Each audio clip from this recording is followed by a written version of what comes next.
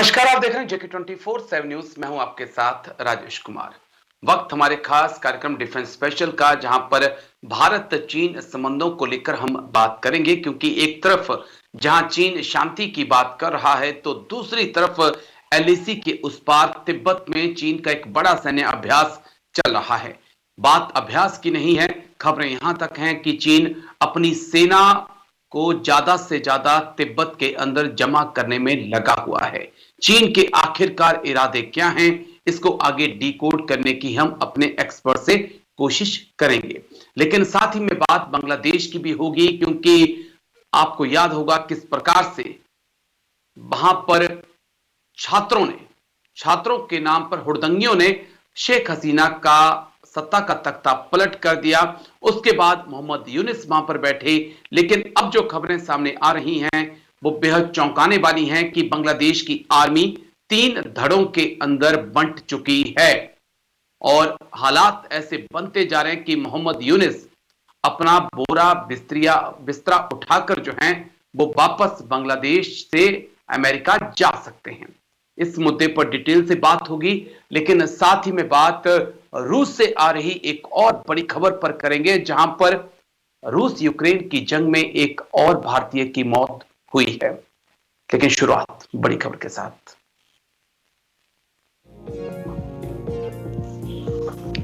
LAC पर चीन कर रहा बड़ी जंग की तैयारी। तिब्बत में चीन की सेना कर रही सैन्य अभ्यास। तिब्बत में हवाई अड्डों को चीन ने बनाया एयरबेस। एलएसी पर हालात संवेदनशील लेकिन स्थिर, आर्मी चीफ का बड़ा बयान। एलएसी पर चीन कर रहा बड़ी जंग की तैयारी। तिब्बत में चीन की सेना कर रही सैन्य अभ्यास। तिब्बत में हवाई अड्डों पर चीन ने बनाया एयरबेस। एलएसी पर हालात संवेदनशील हैं फिलहाल। एलएसी पर चीन कर रहा बड़ी जंग की तैयारी। तिब्बत में चीन की सेना का सैन्य अभ्यास। तिब्बत में हवाई अड्डों को चीन ने एयरबेस में बदला। एलएसी पर हालात संवेदनशील लेकिन स्थिर हैं। आर्मी चीफ ने कल ही यह बड़ा बयान दिया था। एलएसी पर चीन की जंग की तैयारी। एलएसी पर पीएलए का सैन्य अभ्यास। शिनजियांग मिलिट्री कमांड का ड्रिल इस वक्त वहां पे चल रहा है। ड्रोन, रडार और गाड़ियों से सैन्य अभ्यास में इनको शामिल किया गया है। चीन की ड्रिल महज ट्रेनिंग नहीं है, ये हमको समझना होगा, क्योंकि ट्रेनिंग के नाम पर तिब्बत में चीन अपनी सेना को जमा कर रहा है। Next graphics.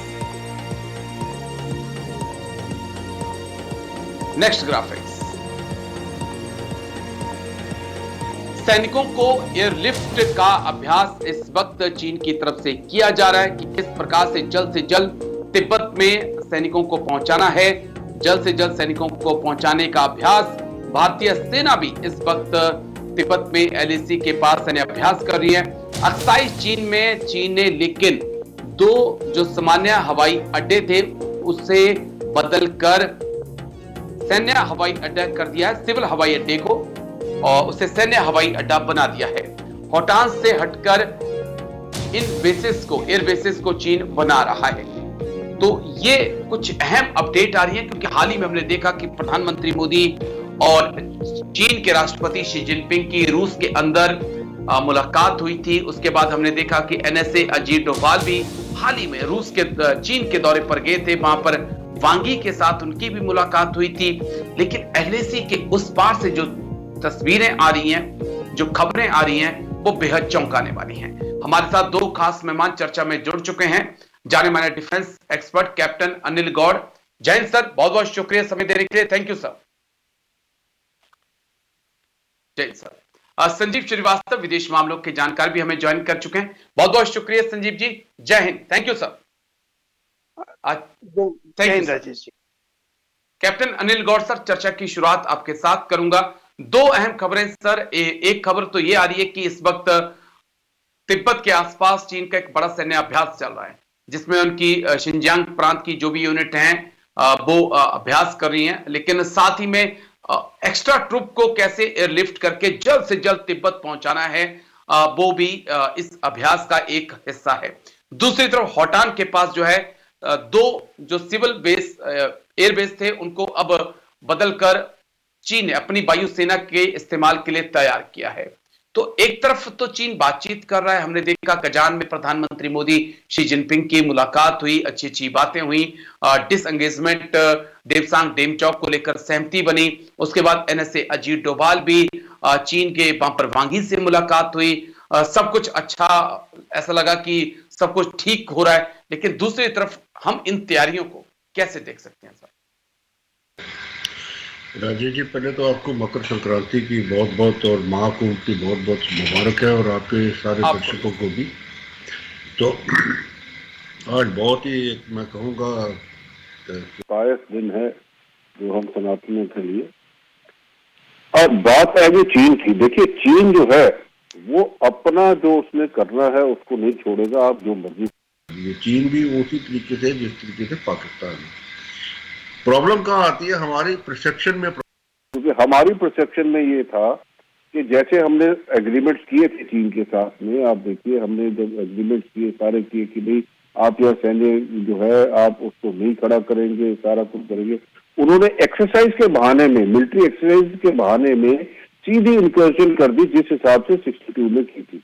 62 में ये था कि हमने उनको एकदम चेक करने की कोशिश की, और ये जो है एकदम हो गया, उसके बाद हमने बिल्डअप किया। अब इससे चीन को दो बातें हुई। सबसे पहले चीन को वापस जाना पड़ा, वो लॉस ऑफ फेस हो गया जीपीएन के लिए। और वो क्यों हुआ? क्योंकि जिस हिसाब से हमारा बिल्डअप हुआ वहां पे, चीन को कभी भी ये ख्याल नहीं था कि इतनी जल्दी हमारा इतना जल्दी बिल्डअप हो जाएगा। अब बिल्डअप क्यों हुआ? क्योंकि हमारे कुछ ट्रुप्स जो हैं ऑलरेडी जेएनके में जो ऑपरेट कर रहे थे उनको इमीडिएटली हमने शिफ्ट किया, क्योंकि वो क्लेमेटाइज थे।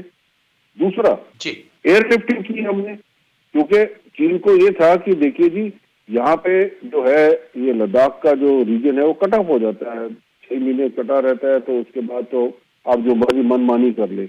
बट एकदम एयरलिफ्ट किए, और जिस हिसाब से एयरलिफ्ट होके हमारे ट्रुप्स वगैरह सारे, और इवन यहाँ तक कि हमारे टैंक्स वगैरह जिस हिसाब से बिल्डअप करके हमने चीन के आगे खड़े किए, चीन समझ गया कि नहीं ये वो 62 वाली बात नहीं है, अब मुश्किल है। और इसीलिए टाइम लगा, और वो टाइम लगना था, क्योंकि हमने सबसे पहले एक दो गलतियां की थी जो मैं बार बार आपके चैनल पे बताता रहता हूँ, पर वो जो है चलो छोड़, अब उसको बात ना करें। तो चीन ने वापस किए। अब चीन जो है अपनी फौज को तैयार कर रहा है, इसीलिए क्योंकि देखिए जो उसमें उस टाइम पे उसने देखा उसके ट्रुप्स अनप्रिपेयर्ड थे, सर्दी के लिए प्रिपेयर्ड नहीं थे, एयरलिफ्टिंग के लिए प्रिपेयर्ड नहीं थे, उसके ड्रोन्स और उसके जो बाकी कम्युनिकेशन सिस्टम वगैरह जो है सारे वो करे। और सबसे बड़ी बात यह है कि चीन वहां पे एयर कवर प्रोवाइड नहीं कर सकता, क्योंकि देखिए उसके जो बेस है वो तिब्बत से बाहर है। वहां से जब हवाई जहाज आएगा इतना, तो उसका ऑपरेशनल टाइम जो है वो कम हो जाता है। इसलिए होटान में जो है अब ये वहां पे अब जो है एयरफोर्स के बेस जो है वो बना रहा है, ताकि वहां पे वो अपने जहाज खड़े रखे, और उसका जो डिस्टेंस है बॉर्डर से, मतलब हिंदुस्तान के बॉर्डर से आपके ये टाइम कम है, क्योंकि हमारे जो एयर सिक्योरिटी है उसको काउंटर चेक करने के लिए वो उसको वो बना रहा है। तो ये कार्रवाई चलती रहेगी। ये हमें इसके अंदर हमें ये नहीं बैठना चाहिए कि ठीक है जी ये डेमचौक से चले, पाकिस्तान से चलेंगे तो सारा कुछ शांति होगी ना। देखिए चीन है वो अपने इरादे उसके बड़े क्लियर है। फर्स्ट सबसे पहले है मिनरल, दूसरा है वाटर रिसोर्सेज, और तीसरा है उसका जो एरिया है जो उसने, क्योंकि ये जितना एरिया आपका चाहे वो एक्साई चीन का ले लीजिए, देखिए एक्साई चीन क्या है, आपका जो पानी का स्रोत है वो फ्रेश के लिए बहुत बड़ा स्रोत है, वहां से आपकी नदियां निकलती हैं, सारा कुछ निकलता है। अगर आपने देखिए सेमीकंडक्टर्स बनाने हैं, आपको क्या चाहिए? आपको पानी चाहिए। तो पानी कहां से आएगा? वो दूसरा मिनरल जो है सारे, ये जो बेल्ट है आप ले लीजिए, आपकी तिब्बत वाली और ऊपर की जो अफगानिस्तान की बेल्ट है, सारे मिनरल वगैरह। और तीसरा जो इनका चाइना पाकिस्तान इकोनॉमिक कॉरिडोर जो बन रहा है उसको प्रोटेक्शन के लिए और डेप्थ के लिए देने के लिए ये सारी चीजें हो रही हैं, और इसमें हमें जो अपनी कार्रवाई है वो करनी ही करनी है। अब हमारा क्या रह गया है जो हमारे गलवान में है, तो 2-3 पॉइंट्स है जहां पे ये अभी तक चीन वापस नहीं हुआ, उनको वापस करके हमारा जो दौलताबाद ओरडी है, जो हवाई जो हमारा एडवांस बेस था जो पूरा हमने बनाया, प्लस जो हमारी सड़क वगैरह सारा, वो हमें अपना इंफ्रास्ट्रक्चर पूरा का पूरा करना है। और उसमें एक कड़ी तो पहले हो गई। अब देखिए जोजिला काम सोनमर्ग का, जारी है। चलिए, सोनमर्ग का मैं जो फिर आता हूँ जेड आपके टनल है पास। वो बन गया है। जी अब जी रह गया जोजिला का, जोजिला भी 3 साल में कंप्लीट हो जाएगा, तो हमारी 24/7 की कनेक्टिविटी जो है लद्दाख के साथ रोड की हो जाएगी। ठीक है, हो तो जाएगी। हमें अपनी ठीक है सर, कार्रवाई मैं फिर करनी आता है। हूँ आपके पास। जी, मैं फिर आता हूँ आपके पास। संजीव जी, मैं आपके पास आ रहा हूँ। पॉलिटिकल नजरिए से मैं चीजों को आपसे समझना चाहूंगा, दोनों देशों के संबंधों को। हमने देखा 2020 से पहले भारत चीन के संबंध एक अलग लेवल पे थे, लेकिन उसके बाद गलवान होता है और उसके बाद 4-5 साल तक प्रधानमंत्री मोदी और शी जिनपिंग की कोई मुलाकात नहीं होती है। लेकिन कहा जाता है कि रूस ने जो रिश्तों में बर्फ थी उसको पिघलाया उसने, और प्रधानमंत्री मोदी और शी जिनपिंग की कजान के अंदर मुलाकात हुई। उसके बाद हमने डिसएंगेजमेंट भी देखा। उसके बाद एनएसए डोभाल को हमने फिर एक बार चीन जाते हुए देखा और वांगी से मुलाकात होते हुए देखा। लेकिन उसके बाद भी क्या भारत चीन के बीच जो एक ट्रस्ट वाली जो बात है वो अब नहीं है सर? संजीव जी। देखिए राजेश जी, भारत और चाइना के बीच में जो म्यूचुअल ट्रस्ट डेफिसिट है वो अभी भी है। और ये जो स्थितियां हैं, अवश्य उसमें हाल के समय में सुधार आया है। और हमारे जो स्पेशल रिप्रेजेंटेटिव के बीच जी में वांग यी और अजित डोभाल के बीच में बातचीत भी हुई। उन्होंने यात्रा भी चाइना की अजित डोभाल जी ने। और उसके पहले जो हमने देखा था कि कजान में प्राइम मिनिस्टर मोदी और प्रेसिडेंट शी जिनपिंग की भी मुलाकात हुई और उसके पहले डिसएंगेजमेंट जी पर भी सहमति बन गई। तो ये जो घटनाक्रम जो हाल के समय में भारत और चाइना के संदर्भ में हुए हैं वो जरूर सकारात्मक है। लेकिन एक बात बहुत स्पष्ट है कि चाइना एक लॉन्ग टर्म का चैलेंज है। और चाइना का जो ओके चैलेंज है, चाइना का जो चरित्र है, जाहिर है कि उसके चरित्र में जो विस्तारवाद, आधिपत्यवाद, अवसरवाद और जो BRI जैसे इनिशिएटिव की वजह से तो वो उपनिवेशवादी मंसूबे भी रखता है। वो साउथ चाइना सी के 90% भाग पर एकाधिकार का दावा करता है, सेंकाकू आइलैंड्स को अपना कहता है, और इंडिया चाइना बॉर्डर एरियाज पर भी उसकी तमाम क्षेत्रों पर अपना अपना उसका दावा है। तो ऐसे में जो चाइना की जो इस तरह की प्रवृत्तियों को ध्यान में रखते हुए भारत को चाइना के संदर्भ में बहुत स्पष्ट रूप से चलना होगा। और अच्छी बात यह है कि आज का ये जो नया भारत है, चाइना के चरित्र को समझते हुए पोजीशन ऑफ स्ट्रेंथ जी को और डिफेंस पोस्चर को हमें लगातार मजबूत करना होगा। चाइना भी अपने साइड में अपनी जो पोजीशन ऑफ स्ट्रेंथ है, अपने जो डिफेंस पोस्चर है, उसको लगातार सशक्त और मजबूत बना रहा है। ये जो तिब्बत में एग्री जो सर। एक्सरसाइज चाइना ने की है, जो ड्रिल कंडक्ट की है, जिसमें कि ऑल जो वेदर जो व्हीकल्स की और ड्रोन्स की और तमाम जो इक्विपमेंट्स को जिस तरीके से इसमें दर्शाया गया है, उससे ये स्पष्ट है कि चाइना अपनी डिफेंस पोस्चर को, अपनी पोजीशन ऑफ स्ट्रेंथ को जरा भी कमजोर नहीं होने देना चाहता। तो उसी तरीके से भारत को भी अपने क्षेत्र में जो डिफेंस पोस्चर है, जो पोजीशन ऑफ स्ट्रेंथ है, उसको बना के रखना होगा। और इस प्रक्रिया में भारत को जी भी यदि ड्रिल्स की आवश्यकता पड़ती है तो भारत को भी ये ड्रिल कंडक्ट करनी होगी। साथ ही साथ भारत जो है अपने बॉर्डर एरियाज के इंफ्रास्ट्रक्चर डेवलपमेंट प्रोग्राम को तेज गति से आगे बढ़ा रहा है।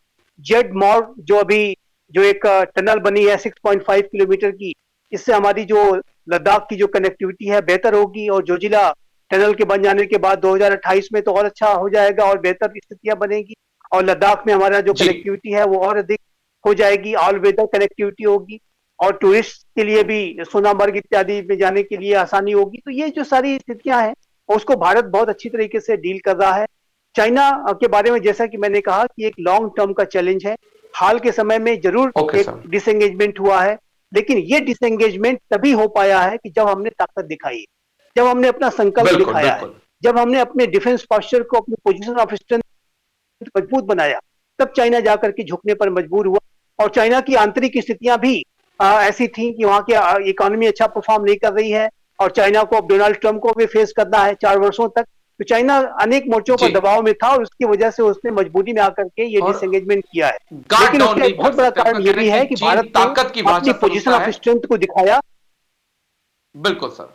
चीन ताकत की भाषा समझता है और हमें अपने गार्ड्स को डाउन नहीं करना है। मुझे एक छोटे से ब्रेक के लिए रुकना होगा, माफी चाहूंगा आप दोनों से। छोटे से ब्रेक के बाद लौटेंगे, एक और अहम मुद्दे पर हम बातचीत करेंगे, क्योंकि खबरें आ रही हैं कि बांग्लादेश की आर्मी के अंदर सब कुछ ठीक नहीं है। डिटेल से बात करेंगे, छोटा सा ब्रेक, जल्द हाजिर होते हैं। स्वागत है एक नजर इस वक्त की बड़ी खबर पर, उसके बाद फिर अपने एक्सपर्ट्स के पास हम चलेंगे। बड़ी खबर आपको बता दें इस वक्त की, तो बांग्लादेश से इस वक्त की बड़ी खबर, बांग्लादेश की सेना में हो सकती है बगावत। बांग्लादेश की सेना 3 हिस्सों में बंटी, अवामी लीग समर्थक और इस्लामिक गुटों में टेंशन देखने को मिल रही है। सेना प्रमुख बकार उज जमान के खिलाफ भी बगावत हो सकती है। बांग्लादेश की सेना में हो सकती है बगावत। बांग्लादेश की सेना में बन चुके हैं 3 सेंटर, अवामी लीग समर्थक और इस्लामी गुटों में टेंशन। सेना प्रमुख बकार उज जमान को हटाने की भी तैयारी चल रही है अंदर खाने। बांग्लादेश की सेना में हो सकती है बगावत। बांग्लादेश की सेना में बन चुके हैं 3 सेंटर, अवामी लीग समर्थक और इस्लामिक गुटों के बीच टेंशन देखने को मिल रही है। सेना प्रमुख वकार उज जमान को हटाने की भी तैयारी इस वक्त बांग्लादेश के अंदर चल रही है। और खबरें ऐसी भी हैं कि मोहम्मद यूनिस बांग्लादेश को अधर में छोड़कर वापस अपने अमेरिका लौट सकते हैं। सेना प्रमुख बकार उज जमान को हटाने की तैयारी इस वक्त की बड़ी खबर आपको बता दें। बांग्लादेश सेना में होगा विद्रोह। बांग्लादेश सेना में अभी 3 गुट मौजूद हैं, जिनमें अवामी लीग समर्थक कई जनरल शामिल हैं, जिनमें जनरल मोहम्मद शाहीनुल हक और मेजर जनरल मोहम्मद मोइन का नाम प्रमुखता से लिया जा सकता है, जो कि 9वीं डिवीजन के सबसे ताकतवर जनरल इस वक्त जनरल मोहम्मद मोइन जो हैं वो हैं। और इनकी सबसे खास बात यह है कि ये दोनों ही अवामी लीग समर्थक हैं। वहीं इस्लामिक कट्टरपंथियों की भी इस वक्त गुटबंदी हो रही है, और ये सेना के अंदर की मैं बात कर रहा हूं। नेक्स्ट ग्राफिक्स, तो इस्लामिक कट्टरपंथी बांग्लादेश की सेना के अंदर भी मौजूद हैं, जिनमें लेफ्टिनेंट जनरल मोहम्मद फैजूर रहमान का नाम प्रमुखता से लिया जा रहा है, जो कि खुफिया एजेंसी बांग्लादेश की DGFI के प्रमुख थे। राष्ट्रपति को हटाने की इन्होंने साजिश तक रची थी, और तख्ता पलट वाले छात्रों के लगातार ये संपर्क में हैं। तीसरा गुट जो है उसमें बांग्लादेश की सेना के अंदर वो मध्य मार्गी है, जिसमें वकार उज जमान जैसे अधिकारी हैं, जो कि सबको साथ लेकर चलना चाहते हैं। वहीं इसी बीच एक और खबर है कि भारत बांग्लादेश सीमा पर जो है बाढ़ का विरोध बांग्लादेश बॉर्डर गार्ड की तरफ से किया गया है। इसको भी समझना होगा, 2 अलग अलग मुद्दे हैं, लेकिन दोनों ही एक्सपर्ट हमारे साथ लगातार बने हुए हैं, दोनों के पास हम चलेंगे। सबसे पहले मैं कैप्टन अनिल गौड़ सर आपके पास आ रहा हूं। कैप्टन अनिल गौड़ सर, ये जो बांग्लादेश से खबरें आ रही हैं कि एक तरफ अवामी लीग के समर्थक टॉप जनरल्स हैं वो अलग हो रहे हैं, दूसरी तरफ कट्टरपंथी जनरल्स जो कि पाकिस्तान के प्रभाव में हैं वो अलग रास्ते पे हैं, तीसरे वो जनरल हैं जो मध्य मार्गी में हैं, जो कि कह सकते हैं बांग्लादेश के आर्मी चीफ हैं, उन जैसे कुछ लोग जो सबको साथ लेकर चलना चाहते हैं। खबरें यहां तक आ रही है कि मोहम्मद यूनिस ने तो अपना सामान तक पैक कर रखा है, ना जाने कब वापस अमेरिका जाना पड़ जाए। क्या कुछ होने वाला है सर? अभी बांग्लादेश की पिक्चर अभी बाकी है सर? जी बिल्कुल सही कह रहे हैं आप, बांग्लादेश की पिक्चर अभी बाकी है, और एक बहुत अफसोसजनक चीज मैं जो देख रहा हूँ बांग्लादेश के अंदर जो हुआ वो पहली बात तो होना नहीं चाहिए था, पर हुआ इसीलिए क्योंकि देखिए शेख हसीना ने भी हिंदुस्तान की जो इंटेलिजेंस एजेंसीज है उनकी बात नहीं मानी, जिस तरीके से इनके पिताजी शेख मुजीबुर रहमान ने नहीं मानी थी, और सारी फैमिली असैसिनेट होगी सिर्फ इन दोनों बहनों की छोड़ के, क्योंकि ये उस टाइम उस दिन उस वक्त मकान में नहीं थे। तो अभी भी इनको बताया गया था, हम इंडियन इंटेलिजेंस एजेंसीज ने इनको बताया था कि बार बार की पहली बात तो ये जिनको ये बनाया आर्मी चीफ उसको मत बनाइए, क्योंकि ये आपका जो है तख्ता पलट में लगेगा। एक दूसरा जो जिस हिसाब से पाकिस्तान की इंटरफेरेंस हो रही थी वहां पे वो, भी बताया गया, सारा बड़ी सारी इंफॉर्मेशन के पास थी, पर ये नहीं मानी। उन्होंने कहा नहीं, ये तो कोई रिश्तेदार है, इनकी बहन मतलब कजन सिस्टर के हस्बैंड है, तो ये बिल्कुल लॉयल रहेंगे। एक बात। दूसरी बात देखिए, पाकिस्तान जो है 71 की जो लड़ाई का जो उसको जो एक मैं कहूँगा सदमा था कि पाकिस्तान के दो टुकड़े हो गए, बांग्लादेश बन गया, वो अभी तक सहन नहीं कर सका है। और उसकी साजिश पूरी की पूरी लगी हुई थी कि इसको यहाँ से किसी तरीके से, ये जो अवामी लीग है, क्योंकि अवामी लीग ही था वो पॉलिटिकल पार्टी जिसने ये सारा जो खेल सारा शुरू हुआ जहां से, तो उसको किस तरीके से हटाया जाए और ये अपने जो कट्टरपंथी है जिस हिसाब से पाकिस्तान के अंदर है उस हिसाब से कैसे आए। तीसरा जो यूएसए का है, देखिए यूएसए का आपके सीआईए का बहुत बड़ा एक रोल है इधर, और एक ग्रेटर जो क्रिश्चियन स्टेट कंट्री है उसको बनाने के अंदर लगे हुए हैं कि ये बांग्लादेश प्लस हमारे जो 7 सिस्टर्स के 2-4 स्टेट्स हैं, ये सारे ये मिला के इंक्लूडिंग म्यांमार, ये एक नई कंट्री बनाए। क्योंकि देखिए सीआईए का एक और अमेरिका का वर्ल्ड वॉर 2 के बाद अगर आप इतिहास देखें, सारी जगह ऐसे ही रहा है कि वो तख्ता पलट करते रहे और सारे के सारे बिठाते रहे अपने डिक्टेटर, अपने ही कठपुतलियां। और मोहम्मद यूनिस भी उन्हीं की कठपुतली है, कोई ये नहीं है कि एक मोहम्मद यूनिस बहुत कोई दूध से धुला हुआ आदमी है, ये पूरा का पूरा उनकी कठपुतली है। और अब देखिए ये जो चीजें जब होती हैं तो उसके अंदर ये ज्यादा देर नहीं चल सकती, क्योंकि जब तक आपके पास ऊपर जो आदमी है वो एक ऐसा स्ट्रांग मैन नहीं है वो सारों को बाइंड करे या सारे उससे घबराएं। तो जिस हिसाब से पाकिस्तान के अंदर जब डिक्टेटर्स आते थे, जो भी मिलिट्री रूलर्स आते थे, आपने देखा किस हिसाब से वो थे, और उन्होंने सब अपना जो है, चाहे वो भुट्टो को फांसी देनी थी, चाहे वो जियाउल हक, सारे सबने अपना अपना कार्य किया पूरे, मतलब कि कहते हैं ना वो जालिमों की तरह। जब तक आपका हेड ऐसा नहीं होगा तब तक यही होगा। और यहाँ पे अब क्या होने वाला है, सिविल वॉर बांग्लादेश के अंदर होने वाली है।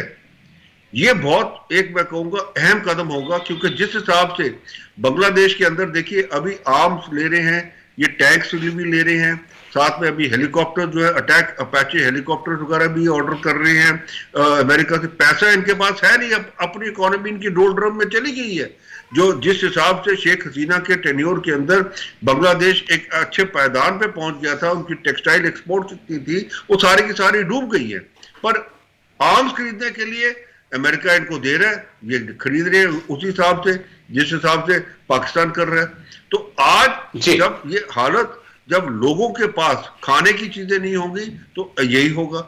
सबसे बड़ी हमें जो दिक्कत है, अब हम अपना ले ले, हमारी दिक्कत ये है कि हमारा बांग्लादेश हिंदुस्तान का बॉर्डर जो है वो प्रॉपर्ली फेंस नहीं है जिस हिसाब से हमने यहाँ पे पाकिस्तान के साथ किया है, वो सबसे बड़ी प्रॉब्लम है। और अब जब ये कर रहे हैं तो उसके अंदर जो है वहां जो वो ऑपोजिशन जो है वो आ रही है वहां से, चाहे वो उनके विलेजर्स हैं जिनके उधर से फेंसिंग होनी है, चाहे वो बॉर्डर गार्ड है क्योंकि बॉर्डर गार्ड भी कर रहे हैं। पर इसके अंदर मैं एक बड़ा सही कहता हूं कि स्पष्ट कहता हूं कि हिंदुस्तान को कोई भी इसके अंदर ढिलाई नहीं करनी चाहिए और इमीडिएटली जो है उसके अंदर पूरा का पूरा जो है फेंसिंग करनी चाहिए, क्योंकि ये आने वाले दिनों में बहुत ही घातक होने वाला है हिंदुस्तान के लिए। ऑलरेडी हो चुका है, आपने देखा हर रोज कोई ना कोई बांग्लादेशी को 10 साल से रह रहा है, कोई 15 साल से रह रहा है, अपना नाम बदल के रह रहा है, हिंदू नामों से रह रहा है, उसने पासपोर्ट भी बना लिया, उसने आधार कार्ड भी बना लिया, उसने पैन कार्ड सब कुछ बना लिया कागज उसने, और वो रह रहे हैं, आप पकड़े जा रहे हैं। तो हिंदुस्तान के लिए बहुत घातक है और इसलिए हमें बहुत घातक है। फेंसिंग जरूरी है लेकिन विरोध भी वहां पर हो रहा है। मैं लौटता हूं संजीव जी, आपके पास मैं आता हूं, एक छोटे से ब्रेक के लिए मुझे फिर रुकना होगा। अब ब्रेक के बाद संजीव श्रीवास्तव जी मैं सीधा आपके पास आऊंगा, इस मुद्दे को और डिफाइन करने की हम कोशिश करेंगे, क्योंकि मोहम्मद यूनिस को बहुत सोच समझकर अमेरिका क्या ढाका लेकर आया था, लेकिन जिस मकसद से लेकर आया था क्या मोहम्मद यूनिस उस मकसद को पूरा करने में फेल रहे हैं। इस कारण कहा जा रहा है कि अब झोला उनका भी यहां से उठने वाला है। छोटा सा ब्रेक, जल्द हाजिर होते हैं। बड़े अहम मुद्दे पे चर्चा हमारी लगातार जारी है। दरअसल खबरें ऐसी आ रही हैं कि बांग्लादेश की आर्मी 3 हिस्सों में बंट चुकी है, हालात बद से बदतर हो चुके हैं और मोहम्मद यूनिस किसी भी वक्त बांग्लादेश छोड़ सकते हैं। संजीव श्रीवास्तव जी के पास हम चलेंगे। संजीव जी, आपका पॉइंट ऑफ व्यू क्या है सर, जिस प्रकार से मोहम्मद यूनिस ने बांग्लादेश को हैंडल किया, पाकिस्तान की गोद में जाकर बैठ के और भारत के साथ तमाम तरह के विवादों को उन्होंने खड़ा करने की कोशिश की। उसके बाद भी भारत सरकार ने बहुत नम्रता पूर्वक तमाम विवादों को सुलझाया, मसले को हैंडल किया। किस प्रकार से देखते हैं सर? देखिए राजेश जी, ये जो रिपोर्ट्स आ रही हैं कि बांग्लादेश की सेना में तीन जो फैक्शंस हैं, एक तो वकारुज्जमान जो कि वर्तमान में बांग्लादेश की सेना के चीफ हैं, जनरल वकारुज्जमान, और दूसरा लेफ्टिनेंट जनरल शाहीनुल हक का एक फैक्शन है जो कि अवामी लीग का समर्थक कहा जा रहा है, और एक लेफ्टिनेंट जनरल फजल रहमान का एक फैक्शन है जो कि इन कट्टरपंथियों के साथ में बताया जा रहा है। तो ये जो खबरें हैं, यदि ये इसमें सत्यता होती है तो ये जाहिर है कि ये बांग्लादेश के लोकतंत्र के लिए अच्छे संकेत नहीं है, और बांग्लादेश की सेना ही अल्टीमेट वो शक्ति है जो कि वहां पर स्थितियों को संभाल सकती है। और अभी हाल के समय में हमने देखा था कि जब वहां पर तख्ता पलट जो शेख हसीना की सरकार का हो गया था, उनको आपातकालीन स्थितियों में देश छोड़ना पड़ा था, और फिर वहां पे कट्टरपंथियों के द्वारा हिंदू कम्युनिटी को जब टारगेट किया गया और हर तरीके की अराजकता वहां की गई, तो ये बांग्लादेश की सेना ही थी जिसने कि वहां पर एक स्थिरता को लाने में अपना सहयोग दिया, अपनी भूमिका अदा की, और एक अंतरिम सरकार को स्थापित करने में वकारुज्जमान, लेफ्टिनेंट जनरल वकारुज्जमान की एक महत्वपूर्ण भूमिका रही। तो ये बांग्लादेश की सेना का वहां पर एक बहुत बड़ा रोल है। और लेकिन अगर उस सेना में ऐसे विभाजनकारी स्थितियां बनती हैं तो ये बांग्लादेश के लिए बहुत चिंता की बात है। और बांग्लादेश का जो वर्तमान समय में वहां पे, चाहे वो आंतरिक कानून व्यवस्था की स्थिति हो, चाहे वो बॉर्डर के एरियाज की स्थिति हो, और जाहिर है कि बांग्लादेश और म्यांमार के बॉर्डर पर अराकान आर्मी जिस तरीके से बड़े भागों पर उसने अपना अधिकार किया रखा है, और टेक्नाफ रीजन हो, पूरा इंडिया, क्षमा करेंगे, पूरा जो म्यांमार और बांग्लादेश की जो सीमा है 271 किलोमीटर की, वहां पर उनका एक तरह से कब्जा है। तो ऐसे में जो सीमाओं की रक्षा की जिम्मेदारी भी वहां की जो आर्मी है बांग्लादेश की, वो ठीक तरीके से नहीं निभा पाएगी। और वहां पर इस तरीके के जो फैक्शनलिज्म, अगर धड़ेबाजी बांग्लादेश में की सेना में होती है तो ये बांग्लादेश के भविष्य को बहुत अंधकारमय बना सकता है, और बांग्लादेश का जो पूरा अस्तित्व ही संकट में पड़ सकता है। और आप जानते हैं कि बांग्लादेश में हाल के समय में जो घटनाक्रम हुए हैं वो गहरी साजिश का परिणाम रहे हैं, जिसमें कि बांग्लादेश के कट्टरपंथियों ने तो एक छात्र आंदोलन की आड़ में अपनी भूमिका निभाई, लेकिन पाकिस्तान की खुफिया एजेंसी ISI हो, या यूनाइटेड स्टेट्स ऑफ अमेरिका का बाइडेन एडमिनिस्ट्रेशन के दौरान का जो डीप स्टेट हो, व्हाइट मैन इत्यादि, जो जिनकी चर्चा शेख हसीना करती है, सभी ने अपनी भूमिका निभाई है। तो ऐसे में यदि सेना भी, जो कि एक लास्ट रिजॉर्ट है, अंतिम विकल्प है वहां पे स्थितियों को संभालने का, उसमें भी यदि विभाजन हो जाता है तो फिर ये तो बांग्लादेश के अस्तित्व के ऊपर ही सवालिया निशान खड़े हो जाएंगे, और वहां पर कौन फिर ऐसी सत्ता है कि जो बांग्लादेश को बचा सकती है। तो ऐसे में ये बांग्लादेश के लिए बड़ी चिंता की बात है, और ये रिपोर्ट्स अवश्य आ रही हैं, लेकिन उम्मीद ये की जानी चाहिए कि बांग्लादेश में जो भी राष्ट्र के हितों को ध्यान में रखते हुए काम करने वाले जो भी वहां पर लोग हैं, जो लीडरशिप है, जो एस्टेब्लिशमेंट के लोग हैं, सभी को के बीच में एकता की आवश्यकता है। वर्तमान समय में उन्हें ये समझना होगा कि ये बांग्लादेश के भविष्य के लिए बेहद आवश्यक है कि वो एकताबद्ध रहें, इस तरीके के फैक्शंस में न बटे, और अपने राष्ट्र के हितों को सर्वोपरि रखते हुए, अपने अस्तित्व के को ध्यान में रखते हुए वो अपने कानून और व्यवस्था की स्थितियों को संभाल के रखें, अपने अंदर का संगठन बनाए रखें, और भारत जैसे राष्ट्र के साथ अपने संबंधों को बना के रखें। क्योंकि आप जानते हैं राजेश जी कि बांग्लादेश के जन्म में भारत ने सबसे बड़ी भूमिका अदा की थी, और भविष्य में भी अगर बांग्लादेश का जो यदि भविष्य सुरक्षित होना है तो उसमें भारत की भूमिका बहुत महत्वपूर्ण होगी। इस बात को वर्तमान आर्मी चीफ जो बांग्लादेश के, वो जानते हैं। वकारुज्जमान इस बात को लगातार कह रहे हैं कि भारत के साथ उनके जो संबंध है बहुत ही महत्वपूर्ण है, और वो एक सेंट्रिस्ट पोजीशन पे है। लेकिन यह है कि मेरा ऐसा मानना है कि जो बांग्लादेश की सेना है वो अपने अंदर की इस तरीके की आ रही वीकनेसेस से सबक लेगी, और किसी तरीके की ऐसी स्थिति पैदा नहीं करेगी। ऐसी उम्मीद की जानी चाहिए कि वहां पर ये जो धड़े हैं वो कहीं गहरे ना हो जाए, कहीं विभाजन कहीं ज्यादा बड़ा ना हो जाए, नहीं तो ये बांग्लादेश के पूरे भविष्य को संकट में डाल उनके देगा लिए खतरनाक। मैं और ये फिर आता हूं बांग्लादेश सर, एक के बार लोगों फिर के आता लिए हूं बड़ा संजीव जी अंधकार आपके में पास, साबित होगा। क्योंकि जी 4 मिनट मेरे पास बचे हैं, 2-2 मिनट के लिए मैं आप दोनों के पास फिर आऊंगा। मैं आपके पास आ रहा हूं कैप्टन अनिल गौड़ सर। हमने आईएसआई की मौजूदगी बहुत ज्यादा बढ़ती देखी है, और जिस प्रकार से मोहम्मद यूनिस ने पाकिस्तानियों के लिए वीजा के अंदर ढील दी और नो चेकिंग वाला उन्होंने ऑप्शन रखा है कि जिसको भी आना है वो आ जाइए, क्या ये आने वाले वक्त में भारत के नॉर्थ ईस्ट के लिए एक नया संकट खड़ा कर सकता है आईएसआई की वहां पर मौजूदगी? सर बिल्कुल राजेश जी, देखिए, और अभी तक जो कुछ खबरें हैं, आईएसआई चीफ जो है पाकिस्तान के, उनका अता पता ही नहीं है वो कहाँ पे है। और अटकलें ये जी है कि वो बांग्लादेश के अंदर है, ये वहां से डायरेक्ट कर रहे हैं। ये जो सारा आज ये हो रहा है, जो आप कह रहे हैं 3 गुटों में बट रहा है, बेसिकली ये जी सारा उसी हिसाब से है। और ये सारा का सारा सीआईए कंट्रोल्ड है। तो ये आने वाले दिन मैं कहूँगा हिंदुस्तान को बहुत सतर्क रहना है। और हमें अपना जो क्योंकि जब तक हम नहीं अपने आप को सेफ रखेंगे, तब तक किसी ने आके हमारा देखना नहीं है कि हम सेफ हैं कि नहीं है। ये हमने देख लिया है, 47 से लेकर आज तक हम बिल्कुल सर। देखते आए हैं। तो इसलिए हमें अपने आप को सेफ रखना है, और सबसे पहले जो है, जो हमारी बॉर्डर फेंसिंग है उसको तैयार करके पूरा करना है। और ये जो इलीगल बैठे हैं यहाँ पे, इनको जो है शनाख्त करके इनको बाहर करना है, सीए लागू करना ही पड़ना है।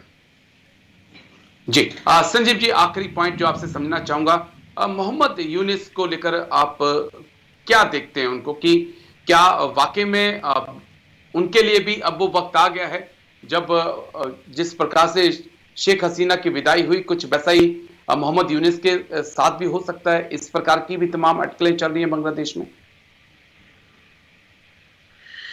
देखिए, बांग्लादेश में स्थितियां काफी विकट हैं, अनिश्चित हैं।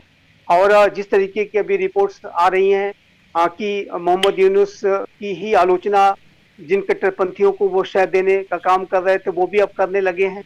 और छात्र भी अब इनके खिलाफ अनेक तरीके की बातें कर रहे हैं। बांग्लादेश नेशनलिस्ट पार्टी भी उनके विरुद्ध बयान दे रही है। और अब पाकिस्तान और बांग्लादेश की जो सेना है, उसमें भी जिस तरीके की फैक्शंस की खबरें आ रही हैं, तो ये पूरी बांग्लादेश की स्थितियों को काफी चिंताजनक स्थिति में पहुंचा देते हैं। और ऐसे में जो बांग्लादेश का जो आने वाला जो भविष्य है, बहुत ही अनिश्चित और अंधकारमय हो सकता है। और बांग्लादेश की जो मोहम्मद यूनुस की जो सरकार है, वो जाहिर है कि वो अनेक विषयों को ठीक तरीके से डील नहीं कर पा रही है। और हमने ये देखा है कि जब कभी भी इस तरीके के जो शासक हैं, जो कि किसी तरीके से वहां पर किसी राष्ट्र पर इम्पोज किए जाते हैं, और जब उनके ऊपर संकट आता है तो वो फिर रातों रात अपना जो बैग एंड बैगेज लेकर के बिल्कुल गायब हो सर, जाते हैं। तो ऐसी स्थितियां हमने कह अनेकों सकते देशों हैं कि में अभी देखी हैं। पिक्चर अफगानिस्तान में बाकी हमने है देखा था कि बांग्लादेश में। राष्ट्रपति, जी हाँ जी जी बिल्कुल। जी तो जी अभी भी जी, अभी बांग्लादेश पिक्चर में भी बाकी है। अभी भी कुछ घटनाक्रम हो सकते हैं। जी जी, अभी पिक्चर बाकी है, बिल्कुल बिल्कुल। जी पिक्चर बाकी है, बहुत कुछ बांग्लादेश में हो सकता है, समय का थोड़ा सा अभाव है। लेकिन बहुत बहुत शुक्रिया आप दोनों खास मेहमानों का। कैप्टन अनिल गौड़ सर बहुत बहुत शुक्रिया, संजीव श्रीवास्तव जी आपका भी बहुत बहुत शुक्रिया मेरे साथ खास चर्चा में हिस्सा लेने के लिए, तमाम पहलुओं पर इतनी बारीकी से बात रखने के लिए।